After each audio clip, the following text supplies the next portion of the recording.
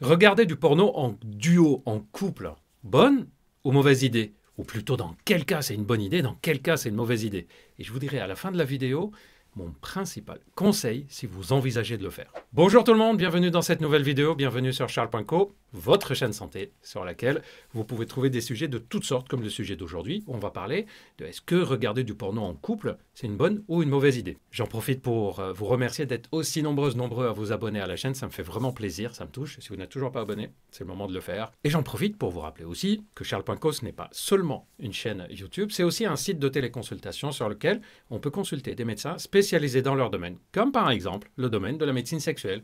Si vous avez des problèmes d'érection, d'éjaculation rapide, problèmes de libido, suspicion d'andropause, des choses comme ça, vous allez sur le site, vous choisissez le type de problème sexuel pour lequel vous souhaitez consulter. Vous avez ensuite votre téléconsultation. Bref, vous savez, si vous me suivez, ma phrase favorite, quand on a des problèmes sexuels, qu'on a essayé pendant des mois et des mois de s'en sortir et qu'on n'y arrive pas tout seul, on ne reste pas des mois supplémentaires à se dépatouiller, on consulte ou on téléconsulte si c'est plus facile pour vous. Et Charles.co a été fait pour vous faciliter cette démarche. Revenons à la vidéo d'aujourd'hui. Est-ce que le fait de regarder du porno en couple, c'est une bonne ou mauvaise idée? Je vous ai répertorié, pour répondre à cette question, 4 situations où ça me paraît être positif. Ça doit apporter quelque chose, à mon avis, sur la vie du couple, sur la vie sexuelle. Et 4 autres situations où je pense que c'est négatif et qu'il faut se méfier de ces situations-là. Et à la fin, je vous dirai mon principal conseil si vous le faites. Les 4 choses positives que ça peut apporter. Premièrement, le fait de renforcer la complicité. Quand on regarde du porno à deux, on va regarder quelque chose un peu en cachette. On ne va pas le regarder en public, dans le train. Enfin, j'espère, ne le faites pas. D'ailleurs, je pense que c'est interdit par la loi, si je me souviens bien. Donc, on le regarde un peu plus en cachette, ce qui va faire comme si on faisait quelque chose à plus ou moins interdit, plus ou moins intime, à deux. Et ça, ce sont des choses qui vont renforcer la complicité. Et pas que le porno, tout ce qu'on fait un peu à deux, tout ce qu'on fait comme quelque chose qu'on partage entre nous sans que les gens le sachent, mais en fait, ça renforce la complicité. Or, quand on renforce la complicité, on va aussi améliorer la vie sexuelle. Deuxième chose positive, c'est que ça peut déclencher une discussion qui n'aurait pas eu lieu sans avoir regardé. Par exemple, en regardant, tout d'un coup, il y en a un des deux qui peut demander à l'autre, « Au fait, t'as déjà essayé, toi, ça?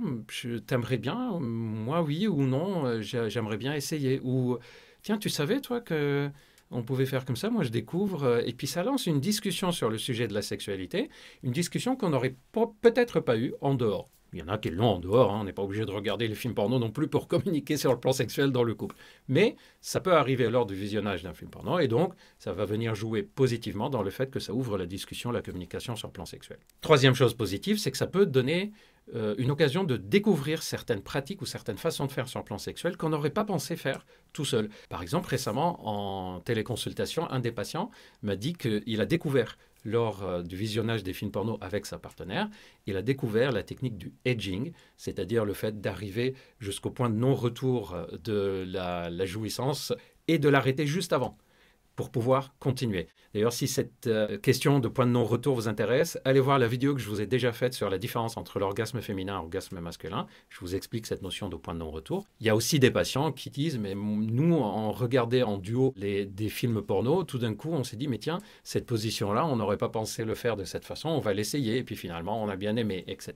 Ça peut jouer en faveur du fait de découvrir certaines nouveautés. Quatrième chose positive, c'est que ça peut jouer dans certains cas le rôle d'accessoire sexuel, un peu comme si on s'habillait sexy, un peu comme si on utilisait des sextoys. Chez certaines personnes, le fait de regarder un film porno à deux, ça peut jouer comme un stimulateur sexuel, un accessoire supplémentaire qui vient rajouter au plaisir sexuel. Voyons maintenant les 4 situations où ça va être négatif. Première situation négative, c'est quand l'un des deux impose ça à l'autre, insiste et finit par obliger l'autre de regarder. Vous me direz, ça c'est commun à tout le fonctionnement sexuel, on n'oblige jamais l'autre à faire ce qu'on veut.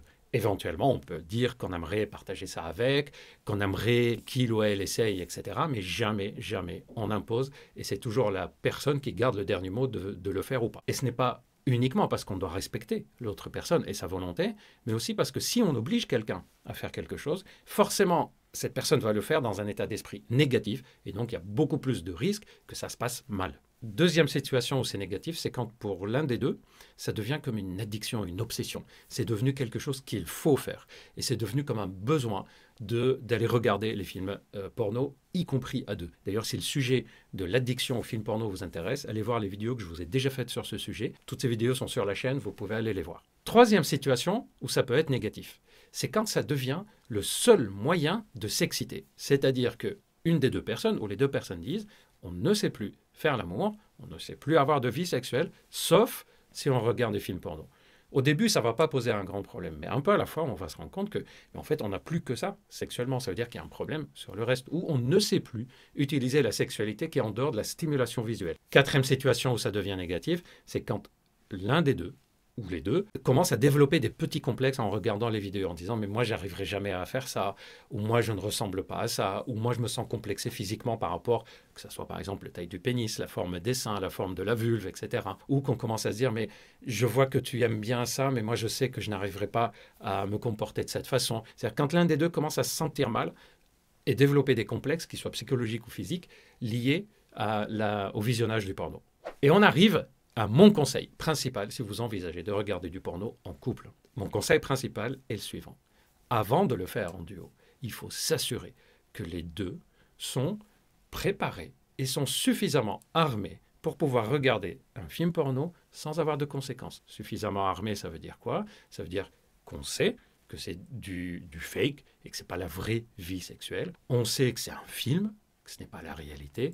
On sait que ce sont des façons de filmer, etc., qui mettent en valeur le corps, et donc c'est normal de ne pas s'identifier à ce qui se passe dans le film, qu'on n'a pas beaucoup de manque de confiance en soi, etc. C'est-à-dire de s'assurer que la personne est prêt à regarder des films porno en ayant suffisamment de connaissances là-dessus pour ne pas mélanger la réalité avec les films porno, pour ne pas tomber dans une forme d'addiction à ces films et pour ne pas développer des fausses idées, des complexes suite à ces films. Comment le faire? Il suffit de se renseigner. Moi, je vous ai déjà fait plein de vidéos sur ce sujet, vous pouvez aller les voir. En tout cas, on ne démarre pas ce type de visionnage en duo avant de s'assurer que les deux se disent « je suis très à l'aise avec le sujet, je sais de quoi il s'agit, et si je sens que je commence à me sentir mal, on arrête ». Voilà, j'espère que cette vidéo vous a plu, que ça vous éclaire sur ce sujet. Au fait, n'hésitez pas à me dire dans les commentaires si vous avez déjà regardé un film porno en duo et si ça vous a apporté quelque chose, si ça vous a permis de changer quelque chose positivement, vous, dans votre sexualité, ou plutôt négativement. Souvenez-vous aussi que si vous avez des difficultés d'ordre sexuel,